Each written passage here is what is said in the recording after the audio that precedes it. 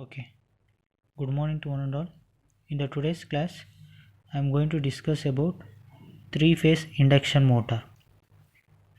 Okay, so induction motor is also called an AC motor because this induction motor will run on an AC supply. That's why it is called three-phase induction motor. A three-phase induction motor mainly consists of two parts. One is stator, the other one is rotor. The stationary part or static part is called stator and the rotating part is called rotor. So this is your stator. Okay, it consists of steel frame made of cylindrical silicon steel which will reduce an eddy current loss as well as hysteresis loss. Okay, so on the inner side of the steel frame you might be observing slots. In the slots you have an stator conductors. Okay, these stator conductors are insulated between them and insulated between slot to slot. Okay, so the stator windings are wounded on the poles. If you wound more number of windings on the poles, then the speed of the stator will be high. Sorry, if you wound more number on poles, the speed will be less. If you wound on less number of poles, then the speed will be high. So this is a synchronous speed of a stator expression, that is ns is equal to 120f divided by p. Okay, so as you all know that the stator winding is connected in an either in delta manner or star manner. So when the three-phase supply is passed through the delta or star manner, a magnetic field will be produced, a constant magnetic field. So and rotating speed of this stator is produced. This rotating magnetic field is mainly responsible for the production of torque in the rotor. Okay, then the rotor will start to rotate. So I'll repeat once again, when the three-phase supply pass through the stator, what will happen? The magnetic field will be produced. Once the magnetic field will be produced, the produced magnetic field pushes the rotor to rotate. Okay, the synchronous speed of the stator is given by ns is equal to 120f by p, same as the above expression. So this is about the rotor. So rotor is nothing but a stationary part of the induction motor is called rotor. So these rotors are mounted on the shaft of the induction motor. Okay, mainly there are two types of rotors are there. One is squirrel cage rotor, another one is phase wound rotor. So 90% of the induction motors are made up of squirrel cage rotors. This is an schematic of the squirrel cage rotor.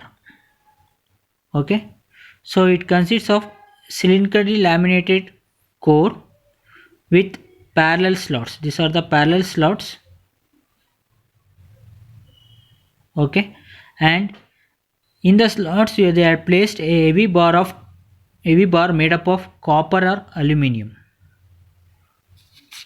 Okay, here slots are skewed, they are not in straight, the slots are skewed. So why is it so? Means if you skew the slots, it reduces the noise. Okay, it makes the rotor to run smoothly, and also it reduces the locking tendency between the stator and rotor. Okay, that is about squirrel range. Next you have phase wound rotor. Okay, so here also in the case of phase wound rotor, The rotor is made up of laminated cylindrical or having uniform slot on its outer periphery. Okay. So this is the diagram for the wound rotor. Here you might may observe rotor windings are connected in star and delta manner.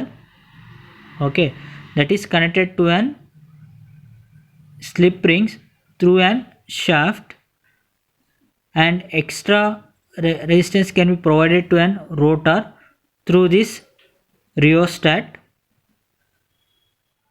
Okay, so this is the diagram for the wound rotor. Here they are listed some of the differences between squirrel cage rotor and slip ring rotor, right? So squirrel cage rotors consists of bar which are shorted at the ends with the help of end rings, means they are shorted at the ends. Squirrel cage rotors. If we come to rotor, consists of three-phase winding similar to stator winding rotors. And if you come to here, the construction is very simple. In the squirrel cage, this is complicated.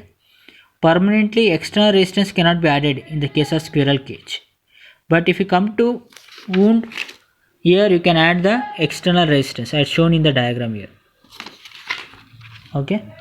And slip rings and brushes are absent in the case of squirrel cage, but slip rings and brushes are present. Slip rings and brushes are present to provide an external resistance to an wound rotor. Okay. Then these rotors are very cheap and these are very costly.